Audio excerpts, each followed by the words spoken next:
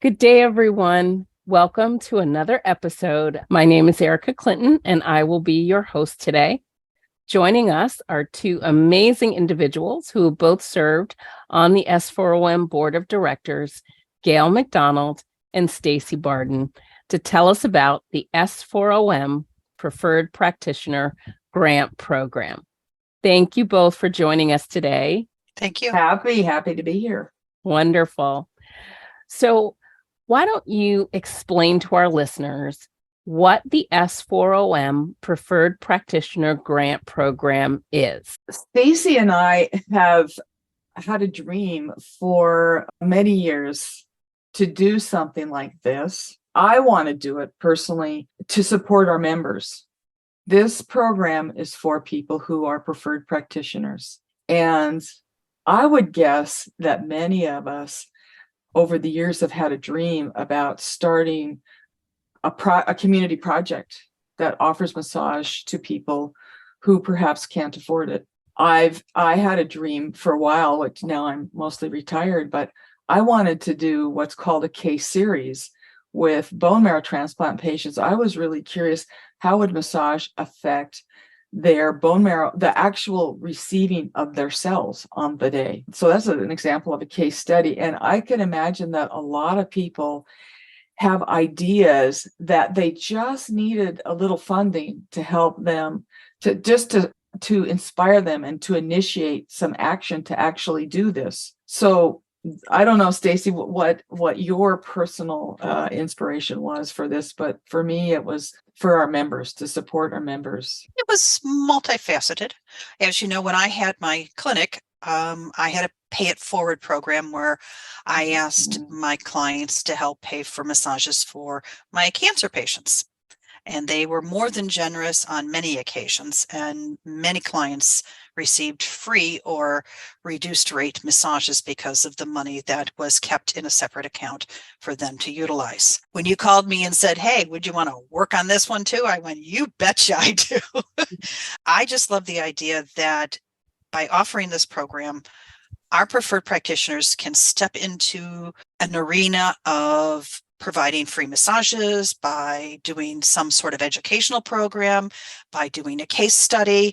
They can expand their own personal horizons and their skill sets, and they get to share it with the greater group, which it's an amazing opportunity for any one of us to do. So yeah, that's part of why I'm so excited about it. Well, that sounds wonderful. So this is a new benefit for preferred practitioners who are in the community of S4OM. And if I understand this right, they will be given funding to support various endeavors like providing massage therapy, doing some kind of research, maybe in the form of a case study or case series. Are there any other opportunities? Stacy, you said creating an educational program. That could be providing clients of oncology massage education on various ways of self-care or managing their condition using massage, things like that. Yeah, I would say presenting to a local cancer group, providing us with a video or podcast that then goes into our archives and becomes part of a learning process for all of us. Wonderful. So education for the public. Mm-hmm. Oh, okay. It could be for the public. It could be for us as practitioners. It could be for a patient or client groups, or it could be for allied healthcare practitioners. That's amazing. So talk to me about the funding. How much are these grants? There's going to be seven grants.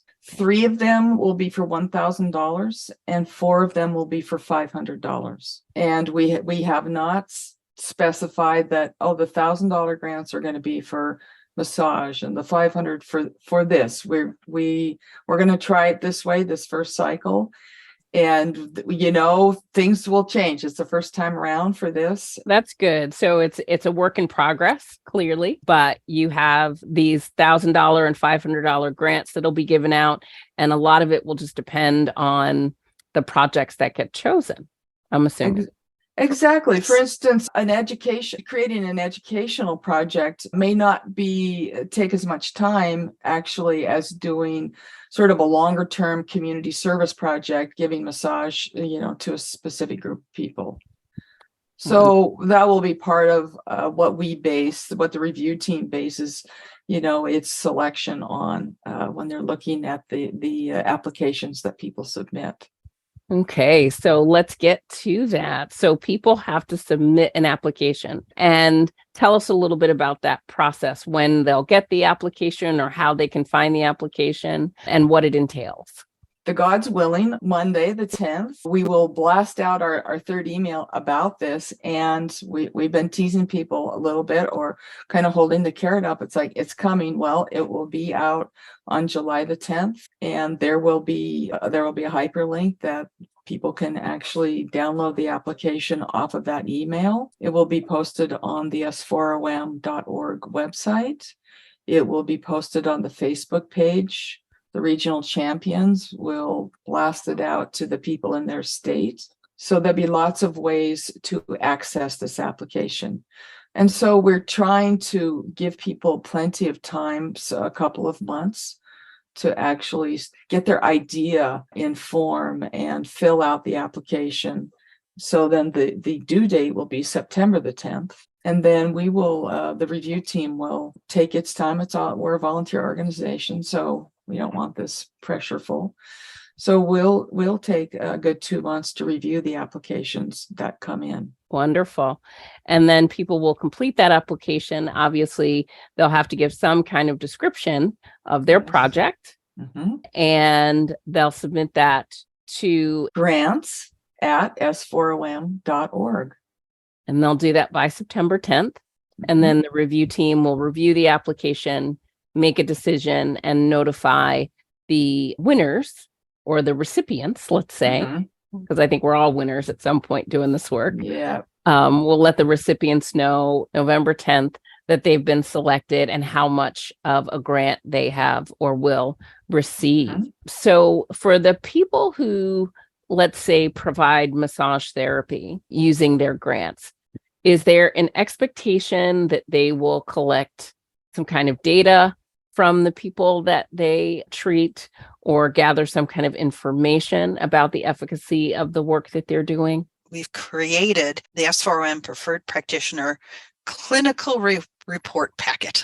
We decided that it needs to be a whole big packet because we're going to provide the initial intake form. In addition to that, there will also be a tips page that will help guide them through how to do what when they're doing the massage part of the program, such as we don't want to know the client's name. We don't want to know too much data about them. We want the clinical data, not the personal data. So there'll be a separate page for the therapist to keep, but they will be giving each client an identifier. And that's up to the clients and the practitioners' decision making. Additionally, then we'll have a session intake so that every session thereafter, when they get a massage, that records any changes in their treatment, in their medical condition, in their overall health condition. And then we'll have a session SOAP note form that needs to be filled out so that we know what they did, and they're not limited in the type of session that they create.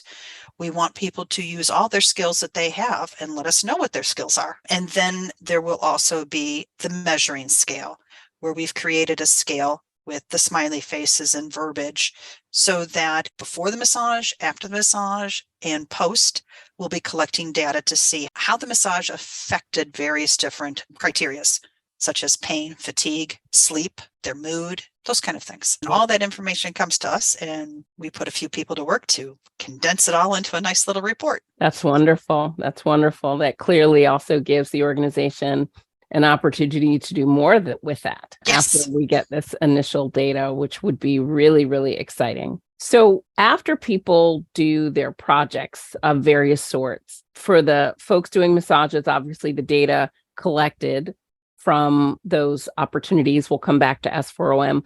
Will the other grant recipients' projects be presented and available to the S4OM community and the greater community? Yes, and that's actually part of the whole application process, is that when you apply for this grant, you have to sign off on the understanding that some of this information will become part of S4OM's archives. It will become available on our website, at the summit, And we're even thinking of various ways at the summit that it can be presented. Maybe a breakout session, maybe it'll be, a whole session. It's one of those things where we're still leaving that wide open, because we're really counting on some of our preferred practitioners to go, I got this and I know how to think big. Well, that sounds wonderful. And it sounds like a very rich opportunity for our practitioners to continue to do their work with support. Maybe tackle something they've been interested in or thinking about doing, but wouldn't be able to on their own, commit their own time for that project.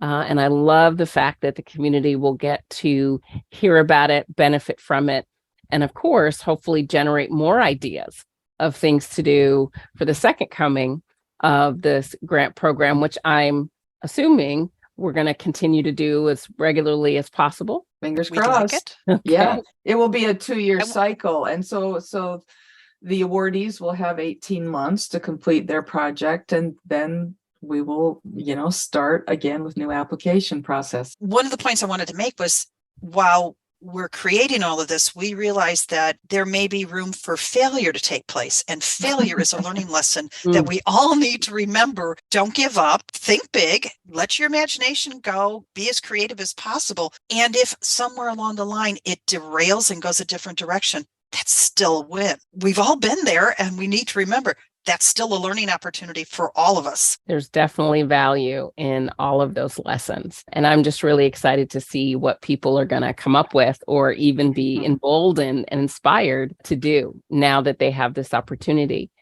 And just one, other question, if during the application process, people have questions, they've kind of hit a roadblock with the application, or they're not sure which direction to go, can they reach out for advisement about the process and how to complete their application? Yeah, we've set up a special email address for that at grants@s4om.org. And Stacy's gonna woman the email address, because we both know, Ericka knows how bad I am at going to teams to check these things out. But Stacy is very good at these. So yes, but Stacy and I will be happy to answer questions that come in. And so people might want to get their application in a little bit before the deadline date of September the 10th, so that if they have a question, or if they submit their grant application and we have a question, that there's still time for us to get back to them before the deadline date. Wonderful. So a lot of support and a little bit of mentorship in this process as well. Yes. Well, this sounds wonderful. I am really glad that you were both inspired to bring this project forward, and that S4OM could boldly participate in the support of their preferred practitioners to do these projects. And I'm really looking forward to seeing what people end up doing as well. So thank you both so much for your time, for all of that information. I know this will help people as they start to think about whether or not they want to partake. And just another question, is this something that like a group could do, like a massage group, a number of practitioners, or some people who might be in practice together could get together and do as a collective? Why not? I agree with Gayle. Why not? At this point, again, put your creative hat on and let your juices flow and come up with what will work, and give it a go. There's only a mountain to climb, Right. and the other side is always the fun part. Yeah. So Ericka, this is I hope that all of our preferred practitioners will think about this. People that work in hospital, people who work in clinics, people who have private practice, so that everybody thinks about this. There is something that we can all do, no matter, what our venue is. That's wonderful. That's wonderful. And also provides an amazing opportunity. So preferred practitioners, keep watching your emails. Monday, July 10th, you'll get that next email blast with the ability to download and start filling out that application. We really hope that many of you apply for these grants. And again, if you have any questions, Gayle and Stacy are available to help and support you. Thank you guys so much for your time and all of that information. Welcome. We really appreciate it. We will see you all at our next podcast. And thank you so much. Thank you.